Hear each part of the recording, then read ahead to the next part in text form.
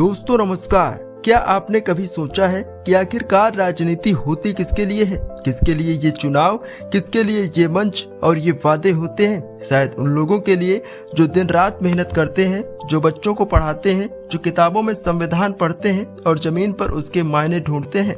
लेकिन सच्चाई ये है कि राजनीति की असली लड़ाई सत्ता के गलियारों में नहीं बल्कि जनता के दिलों में लड़ी जाती है। उत्तर प्रदेश की धरती हमेशा से इस सियासी लड़ाई की गवाह रही है। यहाँ हर चुनाव एक संदेश होता है, कभी बदलाव का, कभी भरोसे का। और फिर वही वक्त आ गया है। विधान परिषद यानी MLC चुनाव की आहट ने माहौल गरमा दिया है। इस बार कुछ अलग होने वाला है क्योंकि समाजवादी पार्टी ने एक बार फिर दिखा दिया है कि तैयारी और सोच में आगे वही है जब बाकी दल अभी समीकरण ही बना रहे हैं। अखिलेश यादव की समाजवादी पार्टी ने मैदान में उतारने के लिए अपने खिलाड़ियों की घोषणा कर दी है। गुरुवार को 5 प्रत्याशी के नाम तय हुए हैं, 2 शिक्षक MLC और 3 स्नातक MLC सीटों के लिए। सुनने में तो बस एक औपचारिक घोषणा लगती है, लेकिन जरा ठहर कर सोचिए, ये वही सीटें हैं जहां शिक्षक, विद्यार्थी और समाज की बुनियादी आवाजें तय करती है। ये कौन है, कौन उनके हक में बोलेगा? अखिलेश यादव ने इस बार एक बार फिर साफ संदेश दिया है कि समाजवादी पार्टी केवल सत्ता पाने के लिए नहीं बल्कि विचार और मूल्यों की राजनीति के लिए भी सबसे आगे खड़ी रहती है।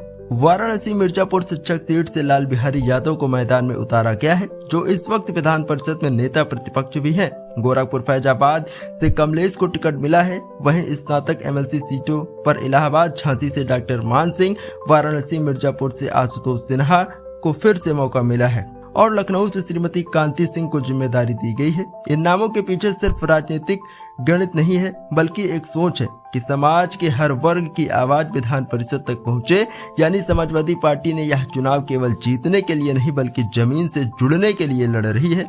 अब जरा चुनावी पृष्ठभूमि समझिए। फरवरी में इन सीटों पर मतदान संभावित है। कुल 11 सीटें खाली हो रही हैं, जिनमें 5 स्नातक, 6 शिक्षक निर्वाचन क्षेत्र शामिल है। वोटर लिस्ट की पुनरीक्षण शुरू हो चुका है और चुनाव आयोग ने भी साफ कर दिया है कि केवल वही लोग वोट डाल सकेंगे जो या तो स्नातक की डिग्री लिए हुए हैं या फिर शिक्षक रूप में काम करते हुए 3 साल से कार्यरत हैं। मतदान केंद्रों की दूरी अधिकतम 16 किलोमीटर रखी जाएगी ताकि किसी भी शिक्षक या विद्यार्थी को लंबी दूरी तय न करनी पड़े। साधारण शब्दों में कहें तो ये वो चुनाव है जो शिक्षा, विवेक और संवेदनशील की राजनीति तय करते हैं, न कि नारेबाजी की। अब बात आती है कि समाजवादी पार्टी ने ये बाजी कैसे मारी। दरअसल राजनीति में समय ही सब कुछ होता है।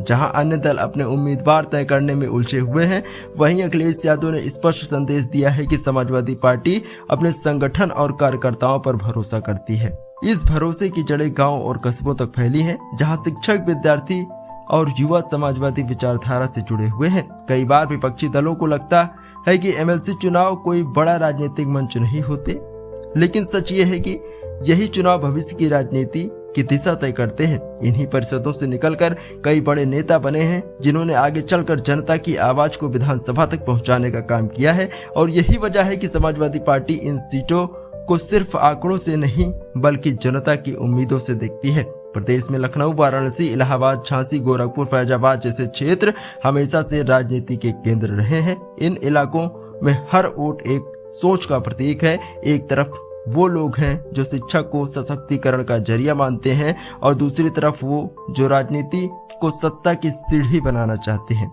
इस बार अखिलेश यादव का फोकस साफ है। शिक्षकों, छात्रों और स्नातकों की आवाज विधान परिषद में गूंजनी चाहिए, क्योंकि जब नीतियां तय होती हैं तो सबसे पहले असर इन्हीं वर्गों पर पड़ता है और यही वो लोग हैं जो समाज में बदलाव लाने की असली ताकत रखते हैं। तो जब फरवरी में वोटिंग होगी तब असल सवाल यही होगा, क्या जनता फिर एक बार विचार की राजनीति को चुनेगी या फिर नारे और प्रचार की राजनीति को?